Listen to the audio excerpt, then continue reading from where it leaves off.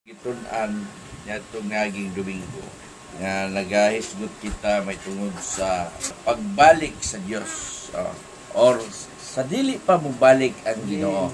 Nasayod kitang tanan ania na kita sa hinapos nga kapanahonan. Dili ka mo magpalimbong sa bisan unsa ni bisan kinsa. Ang maong adlaw nga magaabot sa dili pa aduna gayon magapamiya diya sa ilang pagtuo. Kini ato ang pagpangalagad, nanginahanglan gyud kini sa ato ang pagpaningkamo. Nanginahanglan kini sa ato ang kaalam diya sa pagtugkad o pagsabot diya sa pulong. Ang atong gihimong giyap pulong o pinaagi niya na kita nagakinabuhi, kita nagatuo o atong gikinabuhi nga diin mao kana ang kamatuoran nga atong gituohan. Yan ang panahon na tungod kay kining mga butang nagakanam nagapanghitabo sa atong kalibutan karon. Dili na to malikayan kung atong itandi sa balang kasulatan na ana ang katumanan. Ang mga panagna sa unang mga propeta, mga gitawag o mga major prophets, nagapanagna sa maong panghitabo sa umalabot o ang umalabot nga ilang itaga ania na nagsugod sa atong panahon karon. Si Isaias nagtagna may tungod sa pag-abot sa anak sa tawo. Si Daniel nagtagna may tungod sa mga panghitabo dayon ang mga panghitabo sa katapusang panahonan. Niya nata karon sa magitawag og hinapos nga kapanahonan. Ang atong gisgutan atong niaging Domingo kinsa ang gitawag og restrainer. Kadtong nakapugong church, tulo ang gipilian, government, Holy Spirit, and the church. Mao ang manlalaban. Kung wala ang manlalaban, kinsa man ang mupugong? Kinsa man ang manlalaban? So, niyana ang nakapugong. Mao ang Espiritu Santo nga nagalihok sulod sa iglesia. Kinsa man ang kuhaon, taken out of the way. For the mystery of iniquity that already worked, only he who now letteth will let until be taken out of the way. Kanang gitawag og taken out of the way, ang gitawag nila ang Holy Spirit. Dili ang Holy Spirit mo'y pagkakuhaon niya na ang iglesia nga na naglihok sulod ni ana. Mao man na ang nagkapugong nga dili mo padayag ang man of lawlessness or son of perdition. 2 Thessalonica 2:3 hangtod sa 7. Ayaw ka mong pagpalimbong ni bisan kinsa sa bisan unsang paagi. Kay kadtong adlaw dili pa maabot hangtod nga mahitabo una ang pagsupil ug ang pagtungha sa tawo sa kalapasan ang tawo pagalaglagon nga magasupak ug magapahitaas sa iyang kaugalingon batok sa tanang tinawag sa og Dios o sa bisan unsa nga ginasimba nga tungod niya na siya magapahigayon sa paglingkod sulod sa templo sa Dios ug magapahayag nga siya Dios. Dili ba ninyo may numduman nga sa diha pa ako uban kaninyo gisbinlan ko man kamo niini. Kamo nasayod na unsa karon ang nakapugong kaniya aron nga unya na siya igapadayag sa panahon nga gitagal kaniya. Kaya ang tinaguan sa kalapasan gikapalihok na. Mao lamang nga ang nagapugong niini karon magapadayon pa sa pagpugong hangtod nga makuha na siya. Kanus aman siya makuha. Anus aman na siya mahitabo.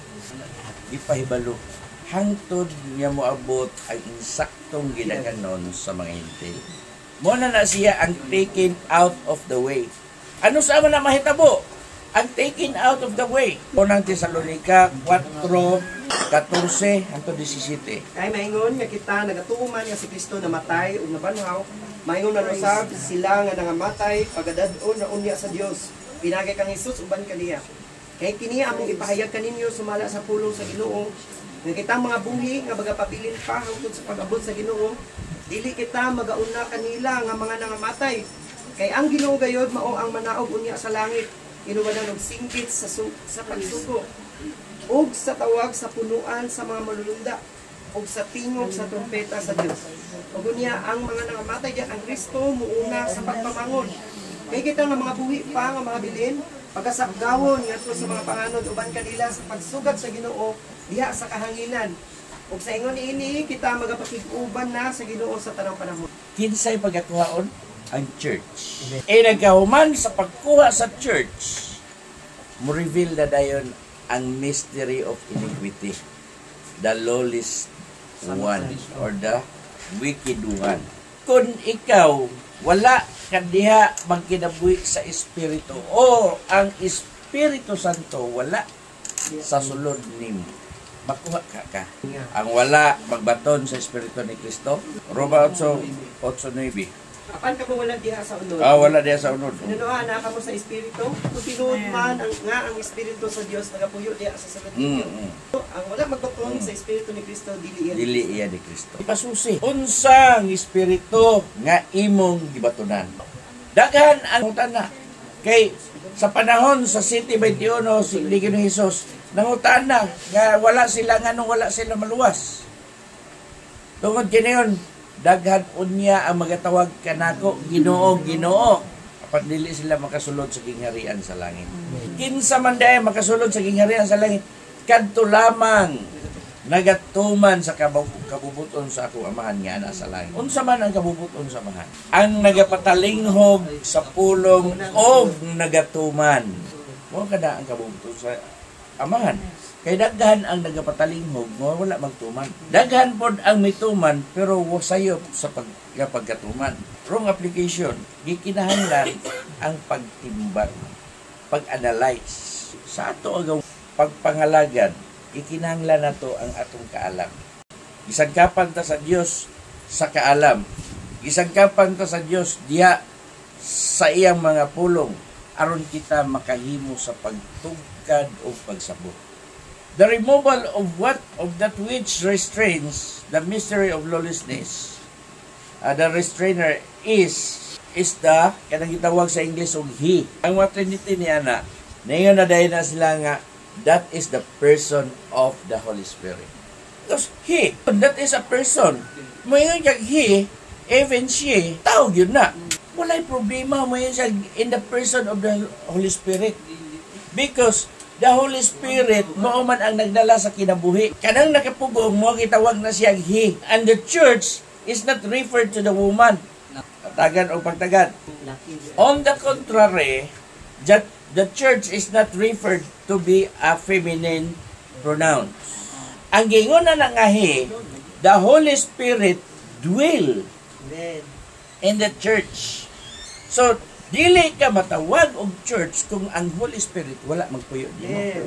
Sa Efeso nga, the God inhabit you through the Holy Spirit. So ang Dios ni puyo kanimo pinaagi sa Espiritu Santo. Dili na siya matawag nga imong ma-pronounce ang church into a feminine or a woman because ang naa sa sulod sa matawag nga church na siya tungod kay gipuy-an siya sa balang espiritu. Ephesians 3 sa 19. Busa kamo karon dili na mga langyaw ug mga lumuluong ug dili mga patagilungsod sa mga balaan ug mga sakop sa panamalay sa Dios. Kamo mga tinukod ibabaw sa pagkuranan nga mao ang mga apostoles sa mga propeta. Kanini si Jesus Kristo mao ang ulohang bato sa pamag-am. Diha kaniya ang tibuok nga tinukod na usa og nagatubo ngadto sa templo nga balaan diha sa Ginoo og nga diha kaniya kamo usab nabalay aron mahimong pulianan sa Dios pinaagi sa Espiritu Santo. Pulianan sa Dios pinaagi sa Espiritu Santo. Ginabalay nga mahimong pulianan sa Dios pinaagi sa Espiritu Santo. Kining restrainer, dili lang ni kay ang Holy Spirit lang, kundi ang Holy Spirit nga nagalihok sulod sa iglesia. Kay hantod nga pagkakuhaan siya, no sa siya pagkakuhaan, hantod nga moabot ang insaktong ginaganon sa mga hintil. Matod pasuban nga matapos na dayon, wala na ikaluwasan ang mga hintil, dili gyapon. Kay ang pagkakuhaon ang iglesia, moabot ang insaktong ginaganon sa mga hintil. Bisan pag Hudiyo ka or hintil ka, sa unod. As long nga niya ka sa atong kapanahonan nga ang Espiritu Santo nagapuyo sulod sa imo, gitawag kag church. Ang pagakuhaon dili lang kay ang hintil. Ang sukdanan ang insaktong gida moabot ang insaktong gidaganon sa mga hintil. Ang church pagakuhaon whether patay na siya na kang Kristo or nagpabilin pa siyang buhi. Dili kay inagabot insaktong gidaganon wala na kaluwasan. Naapa kay ang kapanahunan padayon pa hangtod nga moabot si Ginoong Hesus nga mutugkad ngadto sa bukid sa mga olibo. Nga kining Hesus nga di sa siya di kayab didto sa butugkad ang iyang mga tiil. Uban siya mga balaan. Pagatawgon ka ng panahon na og second coming and Armageddon War. Ang Armageddon War human mao nay climax sa 7 years Great Tribulation. Naa by survivor? Unsa man ang survivor? Diyos lang ba? Bisan mga hintil na. Pagpamatuod yan na, inag-abot din ni sa Millennium Kingdom na agyahapon ang mga nasod nagpabilin. Kadtong mga binanaw, kadtong mga kinut-up o mga binanaw sa Diyos, mabuhi sila immortal. Nga mupuyo sila sulod sa usa ka libo ka tuig. Kay kun wala pa immortal ning dapita, dili paghisgutan ang Gog ug Magog, War of Gog and Magog. After niya na, human ang yawa pagabuhian nga gitawag og Satan's last revolt. Ang mga katawan iyang tapukon sa tanang gikan sa upat ka suok sa kalibutan. Tanang pinulungan, tanang tribo. Iyang kuanon. Og iyang lahugayon mo create og kagubot. Kinsa man ang mga tawhana nga mag-create og kagubot? Kadtong mga mortal nga nibilin, kadtong mga survivor og kadtong magapadayon ng gyapon panganak ng gyapon. Kinsa man ang magsanay? Kadtong mga mortal. Matod pa sa Sakarayas atong basa atong niagi. Unsa to? Ang ilang mga anak dili na mamatay nga bata. Kay ang kamatayon dili moubos sa usa ka gatos ka tuig ang pangidaron sa mga tao. Ang lifespan sa usa ka tawo nga magtaw sa panahon niya na kadto mga mortal usa ka gatos ka tuig. Mudaghan jud ang gyapon siya kay lalimad ka 100 man ang gidaganon. Mo na nga ang ilang gidaganon sama sa balas sa baybayon. Diha na ko gikuha nganong ingnon man nga wala nay kaluwasan ang mga hentil. Nga after ni ining cut up, ang gikwaan na nagbasihan, hangtod nga moabot ang gidaghanon sa mga hentil sa church era. Sa panahon sa iglesia. So, kinsa man ang iglesia, ang hentil ra ba? Dili. Apil ang mga Hudiyo. Mabitaw ninyo si Apostol Pablo, Roma 11, 1-3. Musa mangutana ako, Oh. isalikoy ba sa Dios ang iyang katawhan? Palayo ka na. Kay ako sab Israelinhon, kaliwat ni Abraham, sakop sa banay ni Benjamin. Ang Dios wala magsalikway sa iyang mga tao nga daan na niyang giila. Wala ba kamo masayod sa ginaingon sa kasulatan mahitungod kang Elias? Yon sa niya sa pagpangamuyo sa Dios batok sa Israel. Ginoo, gipamatay nila ang imong mga propeta. Ipangguba nila ang imong mga halaran. Ug ako na lang usara ang nahibilin. Ug ginipangita nila ang akong kinabuhi. Apan unsa may gitubag sa Dios kaniya? Alang sa akong kaugalingon, may gitagana ako nga 7,000 ka mga tawo nga wala makapilo sa ilang mga tuhod ngadto kang Baal. Si Apostol Pablo mismo may deklarar, gisalikway ba sa Dios ang iyang mga katawan? Pahilayo ka na. Bisan pa sa atong kapanahonan karon nga moingon usa ka bahin sa Israel nagpabiling gahi ang ilang kasing-kasing. Isa lang ka bahin. Kinsa man ang mga tao sa Dios. Katawan sa Dios ang Israel na. Ngano unsa siya? Kaliwat ako ni Abraham. Gikan ako sa banay ni Benjamin. Anak ni Jacob. Usa ka banay sa 12 ka banay. From 12 tribes. Nganong i-address man? Tungod kay mo'y gihimong sukdanan sa Dios ang insaktong gidaghanon sa mga hentil. Ang pangutana sa church dispensation, Unlimited ba ang kaluwasan sa mga hintil? Dili. Dunay taksukdanan. Ang Diyos ra ang nasayon. Kay kanang pulong nga, hangtod niya in the fullness of the Gentiles. Sa asa man na? Sa church era. After niini, dili naman. Kay ang tanan nga makalampo sa ni, gitawag na sila og tribulation saints. Kantong mga Hudiyo, kantong mga pamatuod, kantong dili magpapunggot, kantong wala magpapatik. Gitawag na. Mao ang ilang pamaagi sa kaluwasan. Kinsa man na sila? Gikan sa tanang dila, pinulungan og banay. Mao sila. Dili lang kay sa Hudiyo lang na sila. Pero diha sa church, ang Hudiyo sila ang unang nakabaton sa kaluwasan. After persecution, nahimong gitawag na sila dark ages. Kuha tanang mga Biblia, tanang mga basahon, may hinungdan nga nganong dili malitok ang ngalan sa Dios sa unang sa unang tipan nga ng Old Testament. Tungod kay tuwa dito sa scroll ang gitawag unsaon pagsulti sa ngalan sa Dios. Nga gitawag sa upat ka liter nga gitawag og tetragrammaton nga YHWH. Dugay ra nawala sa destruction of Jerusalem. So nawala na dito. According sa records sa mga Bible scholars, nagpabilin nga mystery ang ngalan sa Dios sa unang panahon tungod kay dili nila mabigkas tungod kay walay bawil. I-translate sa uban Yahweh. Yahoo, dili man nimo mahimo nga ma-translate ang ngalan sa Dios. Ang maong ngalan sa Salmo 105:1, 115. Dili ka namo o Ginoo, dili ka namo kun dili sa imong ngalan. Ihatag ang himaya tungod sa imong mahigugmaong kalulot, tungod sa imong kamatuoran. Unsa ba ang ngalan sa Ginoo sa unang panahon? Ikaw lamang o Ginoo. Ikaw lamang og dili kami ang angayng pasdunggan tungod sa imong gugma nga walay paglubad o sa imong pagkamatinud-anon. Walay ngalan gibutang. Si Ginoong Hesus niabot diri na bagong tugon. Natawo siya ilalom sa kasuguan. Ang iyang pagministry ilalom sa kasuguan. Siya ang mituman sa kasuguan. Unsa man ang ngalan sa Dios. YHWH. Dili mabasa. O kanang YHWH, translate na siya sa YHWH.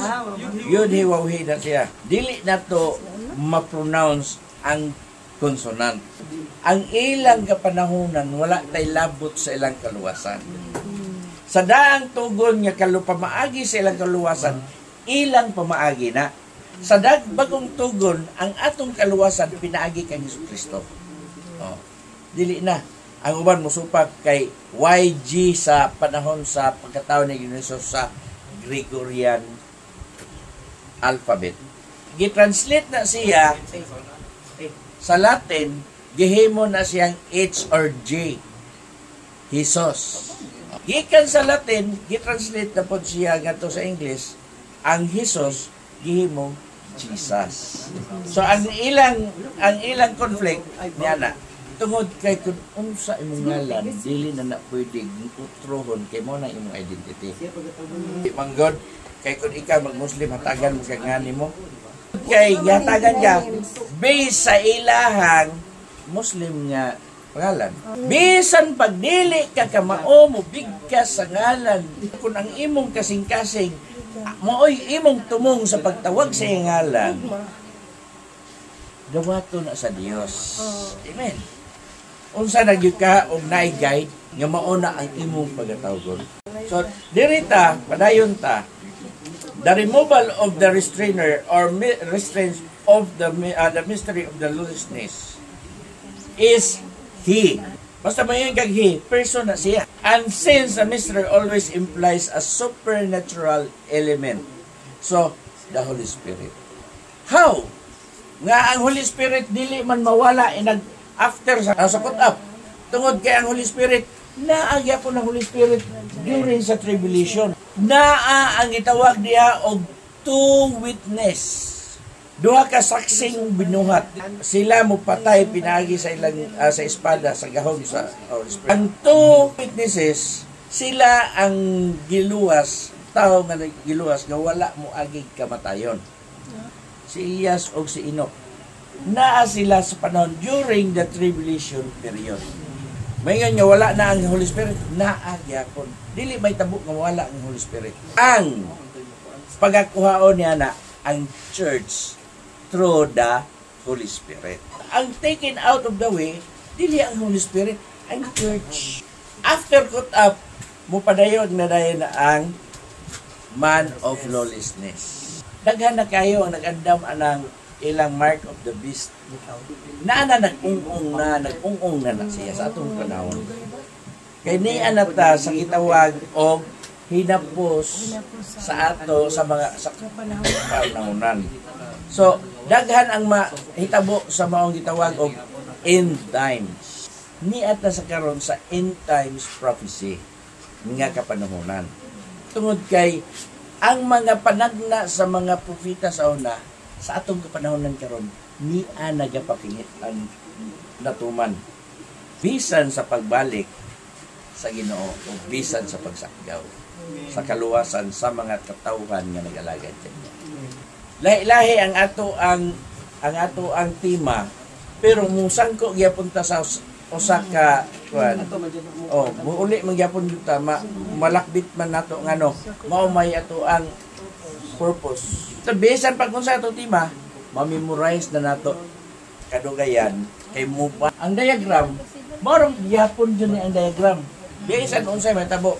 Kay history man ni siya. Gikan sa law, death of Christ, outpouring of the Holy Ghost, padayon sa pagkinabuhi, ane. Gikan sa Pentecost, day of Pentecost, outpouring of the Holy Ghost, hantod, niya nata karon diri sa panahon na sa hapit na ang cut-up. Aya, mga paghitabo, layo pa kayo now.